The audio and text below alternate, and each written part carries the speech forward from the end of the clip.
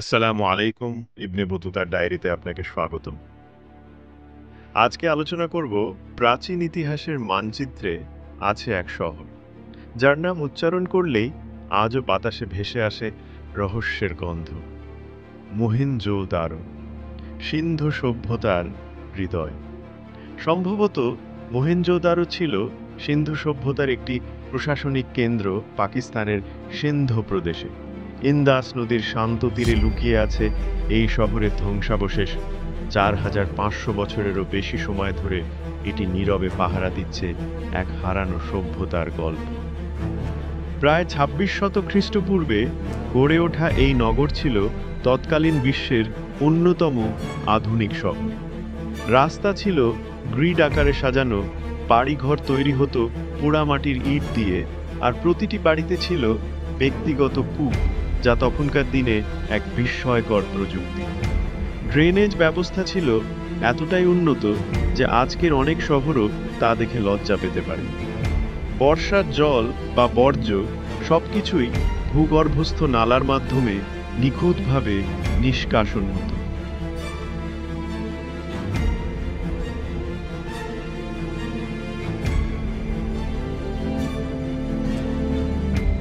এই শহরের অন্যতম বিস্ময় গ্রেট বাঁধ।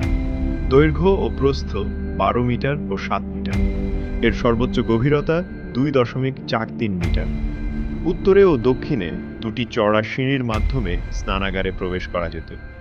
এই পুলটি হয়তো ছিল ধর্মীয় অনুষ্ঠান, পবিত্র স্নান অথবা রাজকীয় আচার অনুষ্ঠানের স্থান।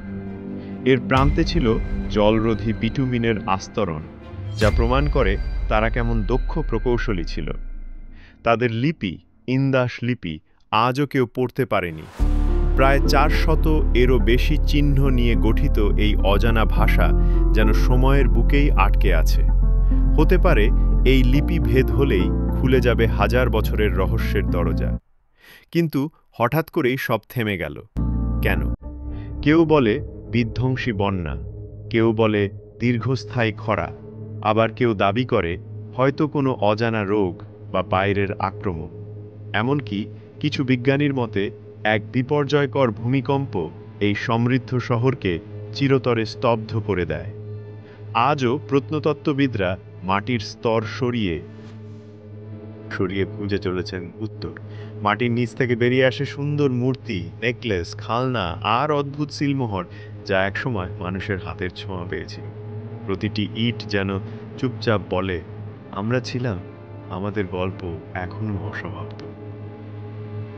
ইন্দাস নদীর তীরে উর্বর মাটিতে তারা ফলাদ, গম, যব আর তুলা, প্রতিটি ফসল যেন বহন করত সভ্যতার প্রাণ। দূর দূরান্তের দেশে চলত বাণিজ্য। সিলমোহরে খোদাই করা চিহ্ন পেরিয়ে যেত মরুভূমি ও সমুদ্র।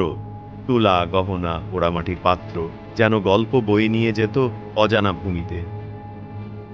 হাতে গড়া কারুশিল্প, পুঁতির গহনা, তামা ও ব্রোঞ্জের সরঞ্জাম সবই যেন বলতো, আমরা শুধু বেঁচে ছিলাম না, আমরা সৃষ্টি করতাম।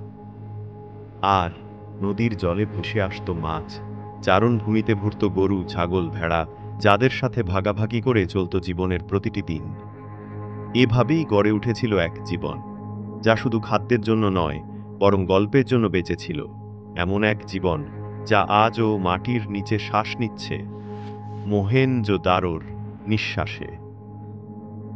সময়ের স্রোত সবকিছু মুছে দেয়, কিন্তু কিছু শহর, কিছু কাহিনী বালির নিচে থেকেও শ্বাস নেয়। মোহেনজোদারো, সেই হারানো শহর যে আজও ফিসফিস করে, হয়তো আপনার কানে, যদি আপনি মন দিয়ে শোনেন।